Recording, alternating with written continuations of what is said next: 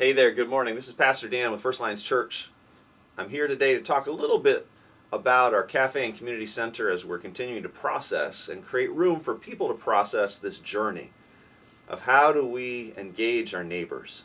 How do we love our neighborhoods here in Raleigh in our corner of what God has made us responsible for as His body of Christ, the church on Buffalo Road.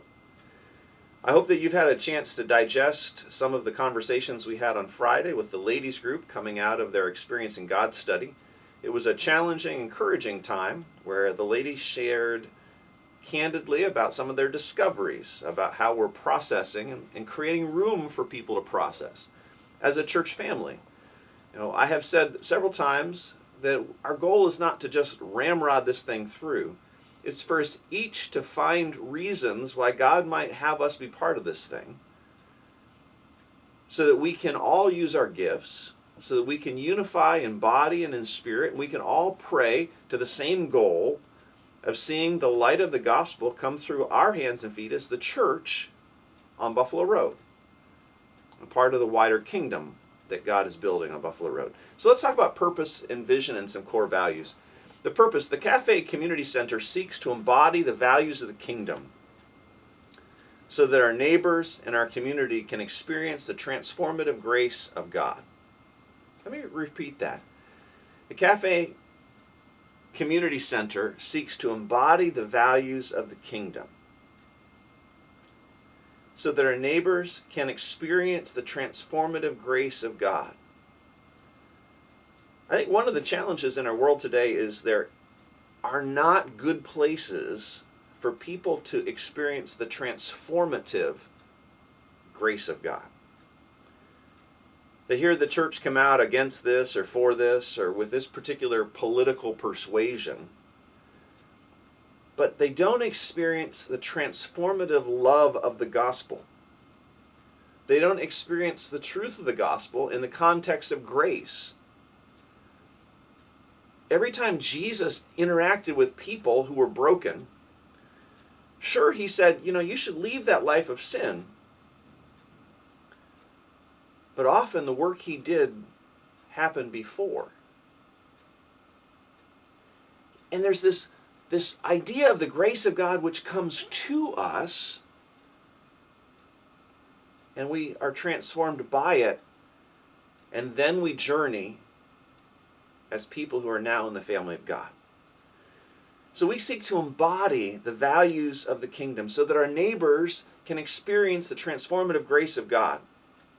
That's our bigger purpose.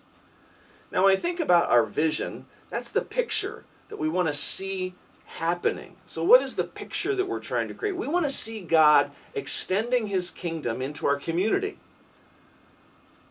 where God is moving His kingdom into the people's homes that are next to the church, into your home and my home, and into my neighborhood and your neighborhood.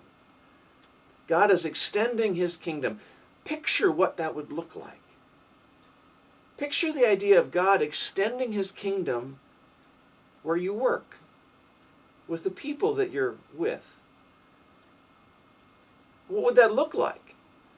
Well, it would be changing lives, healing people, restoring souls. How? Through the active work of God and His kingdom family living out this transformative grace. I would picture it being where people come in hopeless, but they walk out hopeful.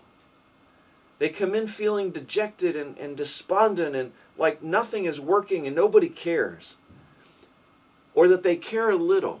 And they walk out having received relationship and prayer and mercy and grace and listening ears and tender hearts.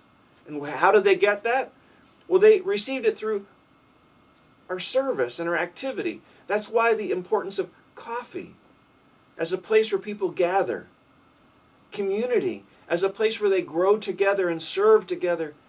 And personal development or collaborative relationships, something that helps them become better, to live better lives at home with their kids, better lives in their school, better lives in their business, better lives in their neighborhood, better lives where they've been developed because, well, everybody's looking for a better life. This is the active work of God's kingdom. God's kingdom coming through us, his kingdom family, where we are embodying that story out of Luke 14, where we're going into the highways and byways and finding the weak and the lame and the broken and the disenfranchised and the struggling. And we're bringing them into the feast that God has prepared for them. You know, who knows, maybe, just maybe, part of this thing is actually creating a feast and inviting all the people from some of the neighborhoods around our neighborhood to come and celebrate the feast of the kingdom, where they learn about God's love and God's mercy. This is the transforming grace of God, and it can be done through coffee and through lunch and through community gathering and through personal development and through collaborative relationships and through personal ownership. The other thing that's important is that we love God and we love people.